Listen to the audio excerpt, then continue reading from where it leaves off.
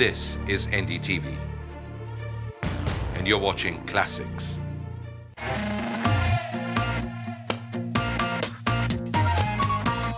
When it comes to cognac, the House of Hennessy has long been a leading name, and its influence has extended for centuries. It's part of the $5 billion Louis Vuitton Moet Hennessy group.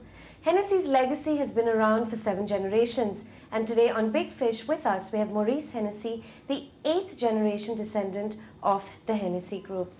Thank you so much for joining us on Big Fish. First of all, when and how did the marriage take place between Louis Vuitton and... Hennessy was started in 1765, and in 1971 the Hennessy family and the Moet family created a group called Moet Hennessy, which became public and grew from there with Moet Chandon, Dom Pérignon and other brands, and Hennessy of course. That grew very well, and in the 1986 we decided to marry ourselves with Louis Vuitton. So the group was called LVMH, Moet Hennessy Louis Vuitton. Right, and what exactly is the ownership pattern of this group? It's a public company owned by, in Paris Bourse, by hundreds and hundreds of share owners, or thousands of share owners. And your personal stake in it? Well, that I don't think, it's between my tax man and me. But clearly... But the Hennessy family has a small share of this group, yes. Right, of course, it's been in your family for years, and now you're sort of spearheading this brand. How many brands are there of Hennessy worldwide? You mean quality of the cognac? Like, right. Well, the major Hennessy sold in the world is called Hennessy VS. So that's sold in most part of the world, and it's younger quality, which is very successful, especially in the US and in Ireland and in England and in some countries. Then we have the Hennessy VSOP, which is doing very well in many countries. Then you have the Hennessy XO. Now, Hennessy XO is the original XO. It was created by my great-great-grandfather, who was also called Maurice Hennessy, in 1870, by his blender as a kind of special cognac for his friends and for him to entertain. But I guess he had a lot of friends, and the sales started. And for 100 years, there was only one XO in the world. That was Hennessy's XO. Then after that, you have Paradis Extra Hennessy, which is older cognac. It's a blend of over 100 different cognac, aged up to 130 years. Then you have Richard Hennessy, where the founder of Hennessy in 1765 was called Richard Hennessy. And so as a homage to Richard Hennessy, we created a special cognac made with cognacs of all the generations of the family. So there's some early 19th century cognacs in this blend, with some 1830 and 1860s too, and some, of course, 20th century. It's a very grand cognac served in a crystal decanter. Then after that, we have a lot of small edition, what we call private reserve. Like we have Private Reserve 1865, which has a charming story. Then you have Ellipse, which is also created, there's only 2,000 bottles. And that. Right. So of course that's the history and sort of a summing up of the brands that you offer. Now, you're doing extremely well in the US. Yes. You know, according to latest statistics, you have an over 40% market share, Yes, which is, you know, more than a combination of the 3 cognacs behind you. Well, Hennessy has been always very popular in the US. During the Prohibition in the US, Hennessy was the only alcoholic drink for a while available in pharmacies under prescription, doctor's order, because you couldn't find it anywhere else anyway. So it shows really the reputation of this brand in the US. Nowadays, of course, it's sold everywhere, but it still has a great aura. And our customers over there believe in Hennessy as being higher quality than its competitors. Hennessy is more expensive than all of the others. And Hennessy has a great reputation. It is consumed often as a long drink with all kind of soda, Right. or in cocktail, but also as a traditional way on its own. What is the performance of Hennessy in Europe, markets like Japan? Well, in Europe you have several countries. So you have countries where we are very strong, like Ireland, for example, where we have over 80% of the market. Where Hennessy, being an Irish name, the Irish drink Hennessy as if it was an Irish drink, which we are. And that's really where it all started, right? Yes, my ancestor was Irish. And in fact, we still have in the family the land where he came from, where the house where he came from. After the US, what would you say your top couple of markets are? China is huge, Singapore is huge, Taiwan is huge, Why do you think Russia is enormous. Right. Why do you think it's so successful in China? Well, we have been in China since the mid-19th century, or maybe a little bit after, but I mean, Japan, 1858, I think China at about that time. So there's a tradition there. And cognac goes beautifully well with Chinese food, and I must say Indian food.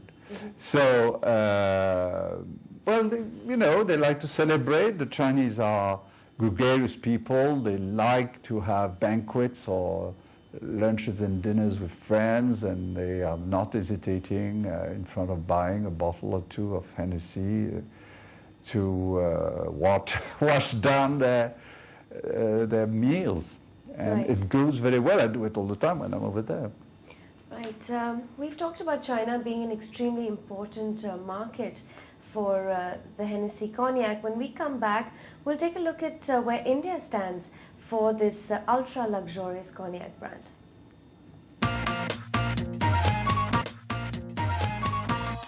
Welcome back. You're watching Big Fish, and we are in conversation with Maurice Hennessey, who spearheads the leading cognac brand of the world, the House of Hennessy.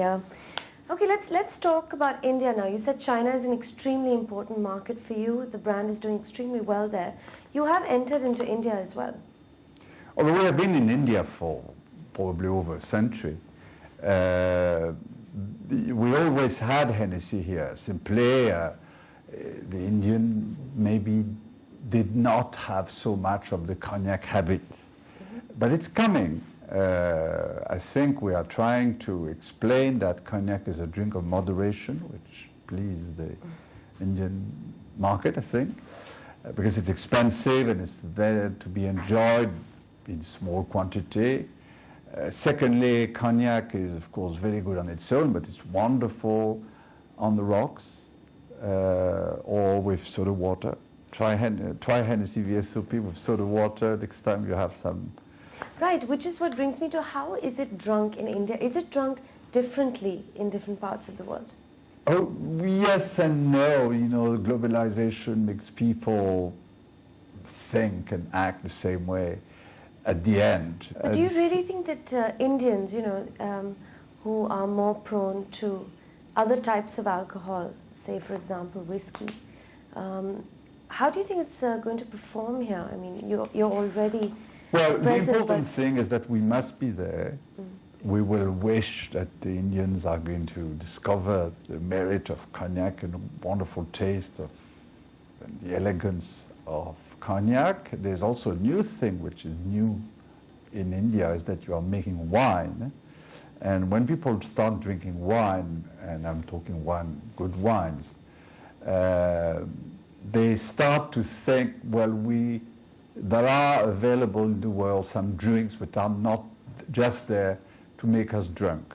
Right. There are some drinks in the world which are there to be enjoyed, like champagne. Dom Pérignon, Moet Chandon are doing extremely well in India. People have discovered that it's new.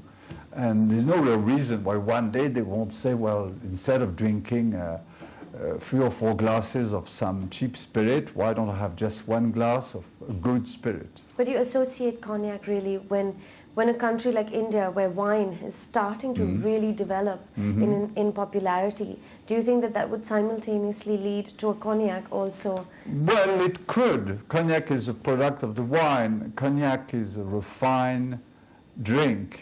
As I say, when you start having a taste for the good stuff, Right. there's no real reason why it stops at wine. I mean, cognac is the next the succession. And this obviously coincides with the taste that Indians have started having for luxurious goods across the board. I mean, Well, I think Indians have created luxury thousands of years ago. When you see your palaces, when you see the way people were dressed, the gold and everything, there's a taste in India for luxury anyway. So cognac is part of luxury, so why not? but do you think that Indians have a certain level of impatience when it comes to indulgence, like cognac, like a brand such as yourself? What do you mean by impatience? You know, they just, as you said earlier, you know, one must drink not just to get drunk, and that's the refinement that, say, other parts of the world may have, but India still does not have. I'm sure they will. There's no real reason. I mean, you know, Why do you think most people have had some part of their history the idea that drinking was there to be, you know, to be drunk. It is ridiculous. In fact, a drink like Hennessy is there to be appreciated. I mean, if you only have one glass, well, it's wonderful. Right, but what is your distribution like in India? Do you have a direct tie-up with... Well, in India, we have a distribution company which sells to stores and restaurants and bars. And do you see performance picking up this year? Yes, the figures are showing that it's picking up. I mean, we're starting very low, but Right. yes, it's coming. It's coming, it's following the trend of the world. Are you setting high targets for India compared to China? I mean, obviously they're much lower than China at this point. Well, yes, but you know, we don't know. The future is not immediately. We are going to double the sales every year. No, there's no. The tradition in India is not there yet. The Chinese have always been in love with Hennessy for a century or so. I mean, it's. But so why do you think that China is, you know, carrying your brand the way it is compared to India, which hasn't developed a taste yet? But Because I don't know. the Chinese maybe Indians have other habits, and they will change and they will evolve, like Korea was a few years ago. Korea was like you; they were only drinking whiskey. Now they drink whiskey and they drink Hennessy happily too, and it's going. You have 3 brands here at this point. How many more are you planning to introduce in the next year? We have more than 3 brands. We talked about 3 brands, but we have the VSOP, we have the XO, we have the Paradis Extra, and the Richard Hennessy. We have it in small amount.